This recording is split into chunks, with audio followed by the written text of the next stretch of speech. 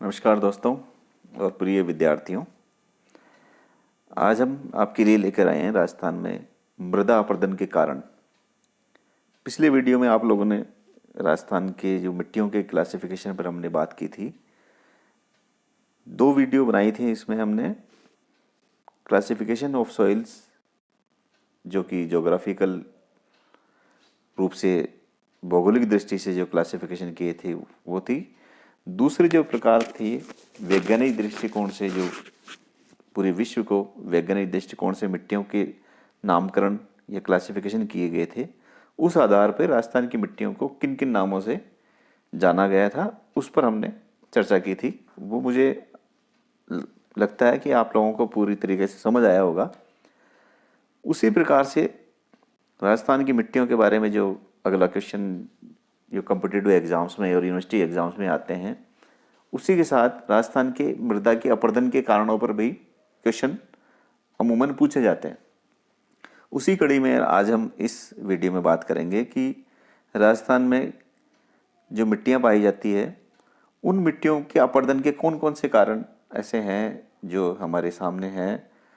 उन कारणों पर हम विस्तार से चर्चा करेंगे। उसके साथ साथ मिट्टियों के अपरदन के रोकने के कौन कौन से उपाय हम कर सकते हैं, वो भी हमें जानना अति आवश्यक है। क्योंकि मिट्टियों का अपरदन जो होगा, मिट्टियों का अपरदन से पहले मैं आपको ये बताना चाहूँगा कि मिट्टियों की जो परत जो हमें भूपृष्ठ पर ऊपर नज़र आती है, उसके विनाश होने से जो लेयर ऊपर वाली होती है उसी में पोषक तत्वों की अधिकता होती है, और वही हमारे खेती के लिए, वनस्पति के लिए सर्वाधिक उपयुक्त या उपयोगी होते हैं। अगर उसी को हम नष्ट कर देंगे तो हम खेती से वंचित होंगे या हमारे खेतों की उर्वरा शक्ति नष्ट होगी। तो दोस्तों, आइए हम इसी पर चर्चा करते हैं।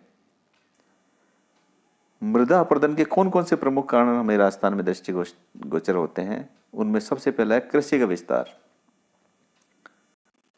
कालांतर में जब मानव सभ्यता का विकास नहीं हुआ था, उससे पहले सब जगह प्राकृतिक रूप से सब चीज़ें विद्यमान थी।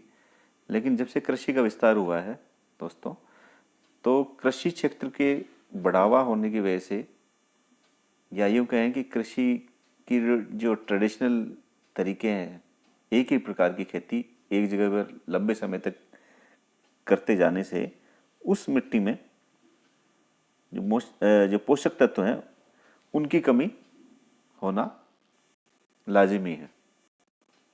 तो कृषि क्षेत्र का विस्तार भी मृदा अपरदन के कारणों में मुख्य कारण है। इसी प्रकार से अगला अपरदन का कारण नगरीकरण। नगरीकरण, जो जो नगर बढ़े हैं, गांव से लोग नगरीय क्षेत्रों में बढ़े हैं या पॉपुलेशन का विस्तार हुआ है, तो कंक्रीट जंगल अधिक होने से मृदा अपरदन को मुख्य रूप से नगरीकरण ने भी प्रभावित किया है या उसके कारणों में अपना योगदान विशेष रूप से दिया है। मृदा अपरदन का अन्य कारण है वन विनाश। वनों का विनाश मानव ने अपने उपभोग के लिए किया है, चाहे तो वो औद्योगिकरण के लिए किया है या कृषि क्षेत्र को विस्तारित करने के लिए किया है, या यूँ कहें कि शहरों के नगरीकरण को बढ़ाने के लिए वनों का जो विनाश किया है, वो भी मृदा अपरदन का कारण रहा है। इसी प्रकार से औद्योगिक क्षेत्रों का बढ़ावा, कृषि क्षेत्रों की जो ज़मीनें थी या यूँ कहें कि जो फर्टाइल लैंड थी, उसमें औद्योगिकों की स्थापना होने से वो ज़मीन हमेशा के लिए बंजर हो गई, या यूँ कहें कि किसी काम की नहीं रही, क्योंकि वहाँ उद्योग स्थापित हो गए। वह भी मृदा अपरदन के कारणों का अपना योगदान रखता है। इसके अलावा अनियंत्रित पशुचारण अगर किसी क्षेत्र विशेष में लगातार होता रहेगा, तो पशुओं के चरने की वजह से या उनके खुरों की वजह से मिट्टी की ऊपरी जो परत है उसमें काफ़ी अधिक नुकसान होता है। नेक्स्ट है तीव्र पवने। मृदा अपरदन का जो मुख्य कारण हमें दिखाई देता है कि अरावली क्षेत्र के पश्चिम में जो भी बालू का निर्मित क्षेत्र है, मिट्टी है, मोटे कणों की मिट्टी पाई जाती है, उनमें संगठन का अभाव होता है या ये संगठित मिट्टी नहीं है। उसमें ह्यूमस की मात्रा कम है, क्योंकि वेजिटेशन हम देखते हैं कि पश्चिमी राजस्थान में है नहीं, बिल्कुल नाम मात्र की कुछ झाड़ियाँ हैं। मिट्टी असंगठित रूप से होती है। उस मिट्टी में जब हवाएं चलती हैं, तेज हवाओं की वजह से वो मिट्टी बालुई मिट्टी जो है, रेत है, वो आगे बढ़ जाती है, टीले शिफ्ट हो जाते हैं एक जगह से दूसरी जगह। वहाँ पानी हमें पता है कि वर्षा नाम मात्र की है, तो मृदा अपर्दन वो अपने आप में ही अपर्दित है। और टीले जब एक जगह से दूसरी जगह शिफ्ट होते हैं तो यह भी एक अपर्दन का कारण राजस्थान के पश्चिमी, या कह लें पूरी राजस्थान में ही तीव्र पनुओं से जो मिट्टी शिफ्ट होती है, ऊपर की जो लेयर जो पोषक तत्वों से भरपूर मिट्टी होती है वो एक जगह से दूसरी जगह चली जाती है, तो वह भी अपर्दन का कारण है।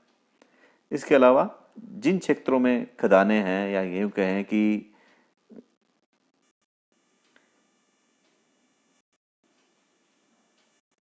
भूगर्भ से खनिज पदार्थों को निकालने के लिए जो खनन क्रियाएं की जाती हैं, वह भी मृदा अपर्दन का मुख्य कारण है।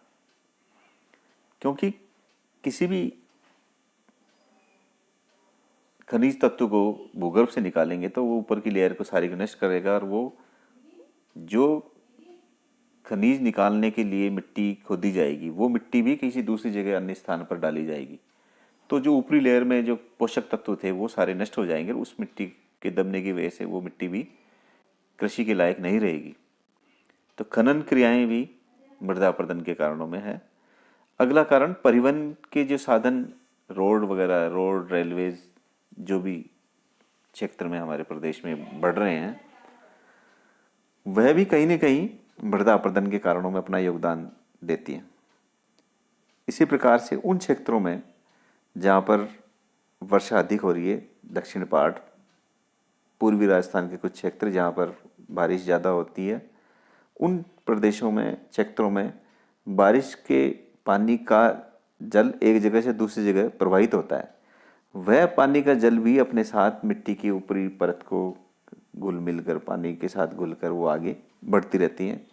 तो वो बाद में, बारिश के बाद में, मिट्टी पानी को सोखने के बाद जो ऊपरी लेयर बचती है, वह भी एक तरीके से फर्टाइल लेयर नहीं बचती, वह भी मृदा अपर्दन के कारणों में अपना स्थान प्रमुखता रखते हैं।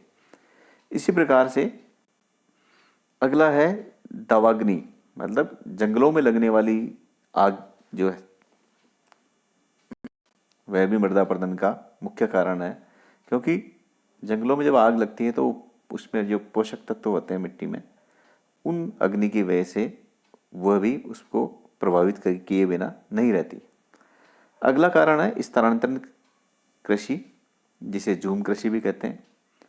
यह कृषि जंगलों को काटकर और उनको जलाकर जो जमीन बनाई जाती है खेती के लायक, उसको स्थानांतरण कृषि कहते हैं। जो एक स्थान पर उसकी 4-5 साल खेती करने के बाद उस छोटे क्षेत्र को छोड़कर आगे क्षेत्र को या जंगल को जलाकर वो खेती के लायक बनाते हैं, तो वो शिफ्टिंग एग्रीकल्चर होती है, मतलब स्थानांतरण कृषि होती है।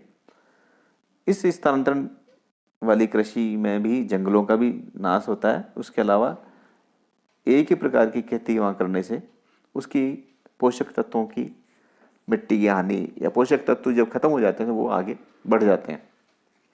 पशुचारण ऐसी जगह पर पशुचारण की वजह से और खेती करने की जो तकनीक होती है उनकी वजह से मृदा के अपर्दन में ये सब योगदान दे रहे हैं। तो दोस्तों, ये विशेष कुछ कारण रहे हैं जिन पर हमने बातचीत की है, चर्चा की है। मृदा अपर्दन के मुख्य रूप से यही कारण हमें राजस्थान में देखने को मिलते हैं। आइए अब हम बात करते हैं कि ये जो मृदा के जो अपर्दन के कारण है, इससे पहले मैं बताना चाहूँगा कि ये जो मृदा अपर्दन है, जो कारण हमारे सामने थे उससे हमें लगता है कि 2-4 प्रकार के अपर्दन के प्रकार या अपर्दन करने के कारणों की वजह से उसे हम उसमें बांट सकते हैं। दोस्तों, राजस्थान में मिट्टियों का जो अपर्दन है कई प्रकार से होता है। जहाँ पर मूसलाधार वर्षा से पहाड़ियों और उनकी ढालू भूमि है, वहाँ पर चादरी अपर्दन होता है। तो चंबल घाटी में नली का अपर्दन होता है। नली का अपर्दन से मतलब कि चंबल नदी जो बहती है तो वो मिट्टी को काटती हुई नालियों के रूप में उस पूरे क्षेत्र में फैल जाती है। मतलब बलुई मिट्टी जो मिट्टी है वो काटती रहती है और वो गहराई में बढ़ती रहती है, उसे अवनली का अपर्दन कहते हैं। उससे होता है वो चंबल घाटी वाला क्षेत्र प्रभावित। उसी के साथ पश्चिमी राजस्थान में वायु द्वारा अपर्दन अधिक होता है। पहले हमने बात की कि मिट्टी में कोई उस पूरी पश्चिमी राजस्थान में कोई वनस्पति आवरण ना होने की वजह से हवाओं का पूरा प्रभाव उस मिट्टी पर होता है, वो मिट्टी एक जगह से दूसरी जगह शिफ्ट हो जाती है। साथ ही इस प्रदेश से आने वाली जो पवने हैं, यूँ कहें कच्छ की रण से जो लवणता वाली मिट्टी हवाओं के द्वारा इस प्रदेश में जमा हो जाती है। ये जो टेबल आपके सामने है, इसमें 3 प्रकार से राजस्थान के पूरे जो क्षेत्र को बांटकर दर्शाया गया है कि किस प्रकार का अपर्दन अब कितने क्षेत्र में प्रभावित करता है और उसके राजस्थान के भौगोलिक क्षेत्र का कितना प्रतिशत एरिया इस प्रकार के अपर्दन से प्रभावित है। पहले हम बात करेंगे जल अपर्दन। जल के द्वारा जो वायु का अपर्दन, मृदा का अपर्दन हो रहा है, वो राजस्थान के 3136.5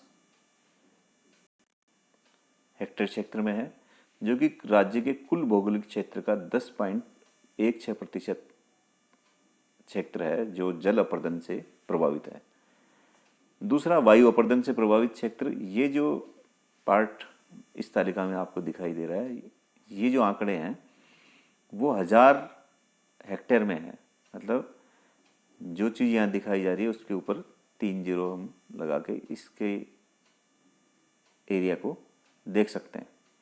ये जो पार्ट है, थर्ड पार्ट, इसमें कुल क्षेत्र का प्रतिशत दिखाया गया कि कितने प्रतिशत क्षेत्र में मृदा के अपर्दन का प्रकार अपना हिस्सा रखता है। वायु अपर्दन से 19.41% क्षेत्र जो राजस्थान का भौगोलिक क्षेत्र है वो प्रभावित होता है।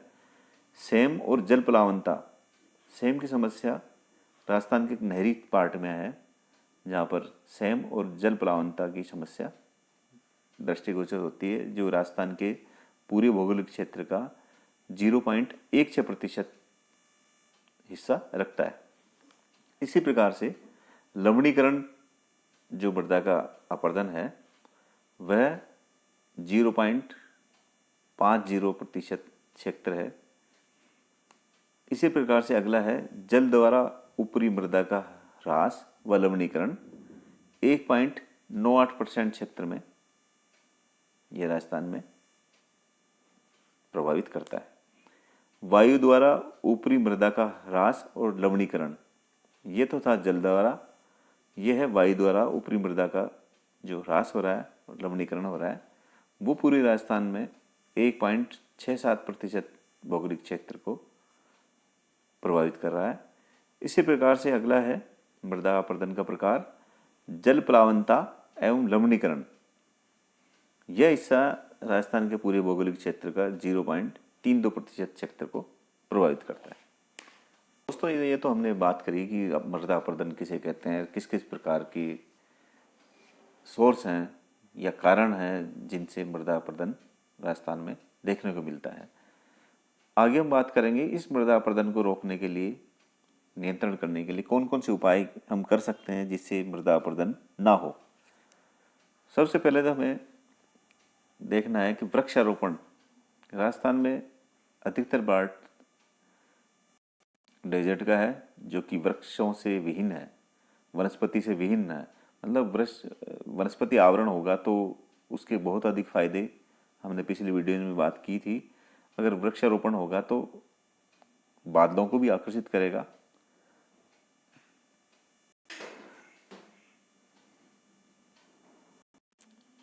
मृदा में भी उर्वरता बढ़ेगी, जीवों को भी प्रश्न मिलेगा और चारागाहों का भी हमें अलग से विकास करना होगा कि जो पशुचारण लोग करवाते हैं वो अनियंत्रित रूप से उसका पशुचारण ना करें। एक पर्टिकुलर एरिया विशेष जो चारागाहों के लिए ही भूमि विकसित करेंगे, उसमें वो पशु अपने चराएंगे।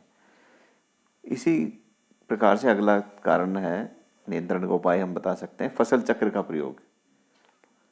राजस्थान में जो अधिकतर हिस्से में जो खेती की जाती है, हम जानते हैं कि राजस्थान के 60 से 70% जो पॉपुलेशन है वो कृषि और कृषि से जुड़े कामों में लगी हुई है।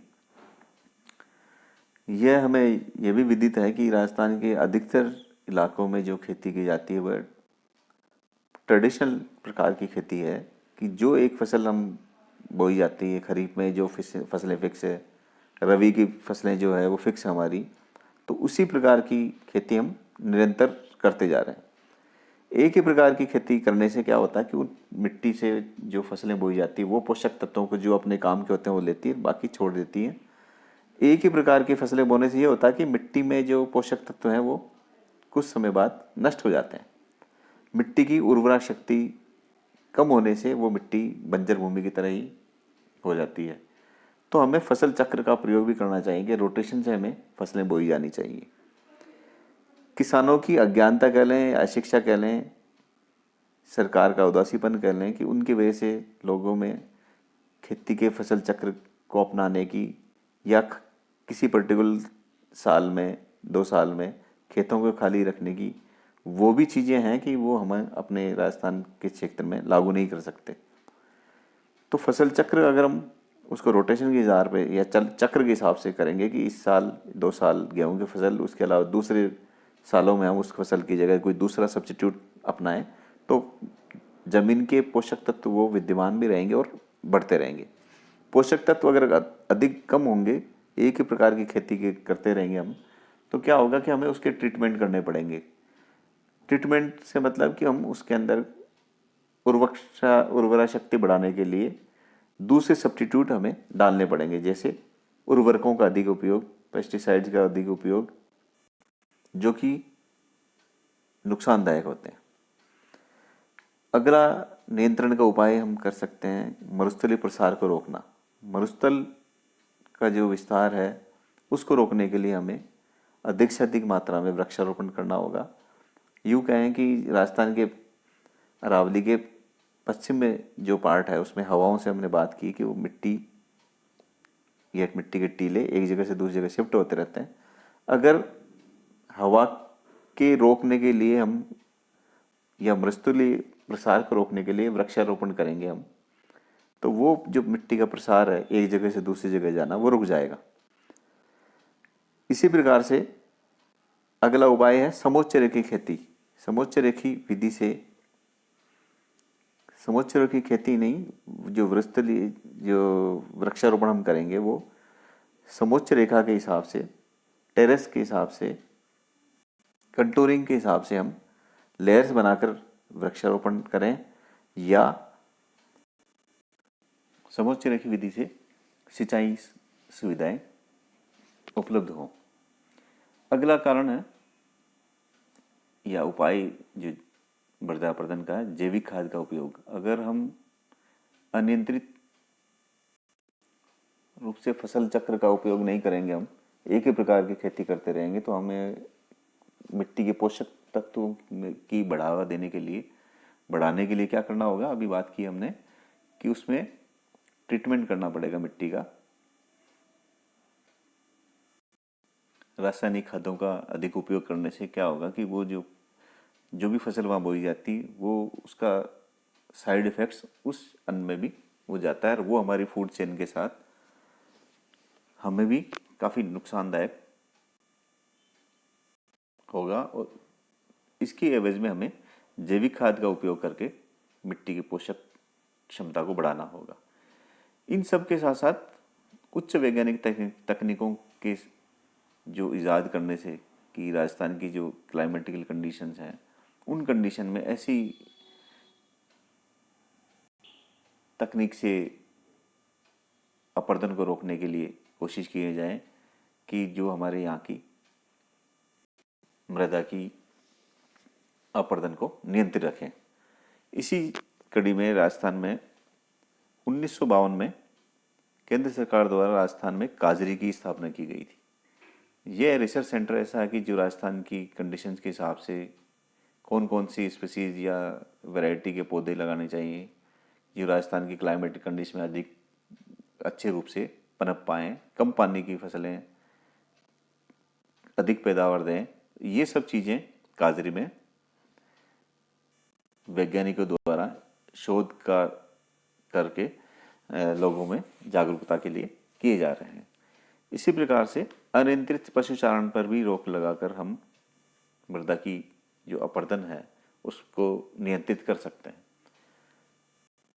दोस्तों, ये रहे आज इस वीडियो में हमने बात की कि मृदा के अपरदन के कौन कौन से कारण थे, कि राजस्थान में किन किन क्षेत्रों में कितनी मात्रा में किस किस कारण से अपरदन हो रहा है, और उसके नियंत्रण के उपाय पर भी हमने चर्चा की। आपको कैसे लगा मेरा वीडियो? अपने दोस्तों को भी शेयर करें और अधिक से अधिक सब्सक्राइब जरूर करें। धन्यवाद।